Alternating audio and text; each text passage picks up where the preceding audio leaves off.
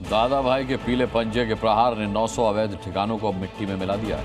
अहमदाबाद में अतिक्रमण हटाओ अभियान के तहत सैकड़ों कच्चे पक्के घरों को बुलडोजर से बराबर कर दिया गया। बुलडोजर जाते जाते चेतावनी भी देकर गया, दोबारा कब्जे वाली गलती मत करना, वरना इस बार वो बिना बताए आएगा और सब कुछ तहस नहस कर जाएगा।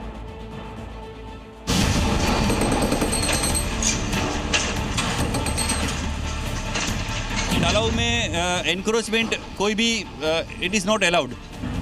ये दादा भाई का बुलडोजर है, जब तक तोड़ेगा नहीं तब तक छोड़ेगा नहीं। अतिक्रमण का इलाज कैसे करना है, अवैध कब्जा कैसे खाली कराना है, ये काम उसने बाबा के बुलडोजर से अच्छी तरह सीख लिया है। तभी तो पीले पंजों ने 900 कब्जे को धुआं धुआं कर दिया।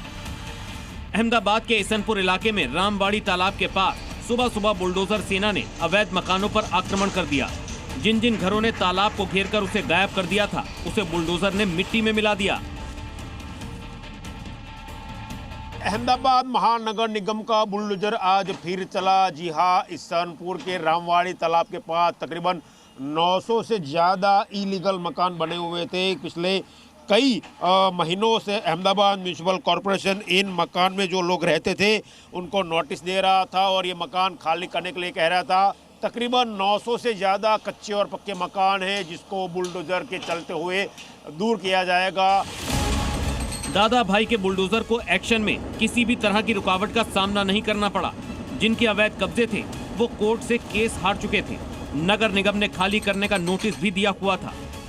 कुछ लोगों को दूसरी जगह घर भी दिया गया था, लेकिन कई अतिक्रमणकारी उम्मीद पाले हुए थे कि कब्जा बरकरार रहेगा, पर बुलडोजर ना सिर्फ आया बल्कि उसने अवैध कब्जे को रौंद दिया।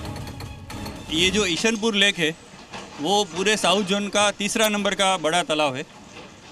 जो और तालाब में हो रहा है वैसे ही यहाँ भी काफ़ी एनक्रोचमेंट था। अभी जो ये कार्यवाही हो रही है वो रेसिडेंशियल प्रकार के जो है उसको डिमोलिशन की कार्यवाही चल रही है। दादा भाई के बुलडोजर को इसलिए भी गरजना पड़ा क्योंकि सवाल पानी का था, जो कभी तालाब में जमा होता था, लेकिन अतिक्रमणकारियों ने कब्जा करके उसे कुआं बना दिया था। बरसात के दिनों में इसी वजह से जल भराव की भी भयंकर समस्या होती थी, इसीलिए बुलडोजर चलना ही था, जो चल गया। लगभग 500 से ऊपर पुलिस जवान और फोर्स तैनात है। जो स्थानिक आगेवान है उनसे भी हमने बात की थी। लोगों को हमने समझाया था कि गैरकानूनी तौर पर जो बांधकाम किया है उसको हटाना ही है।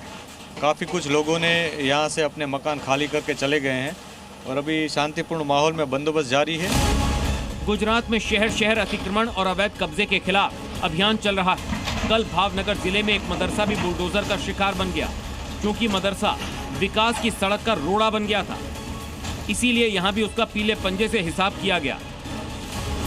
इसी साल अप्रैल में अहमदाबाद में 50 से ज्यादा बुलडोजर ग्राउंड पर उतारे गए थे, जिसमें अवैध बांग्लादेशियों के 8,200 से ज्यादा घर को मिट्टी में मिलाया गया।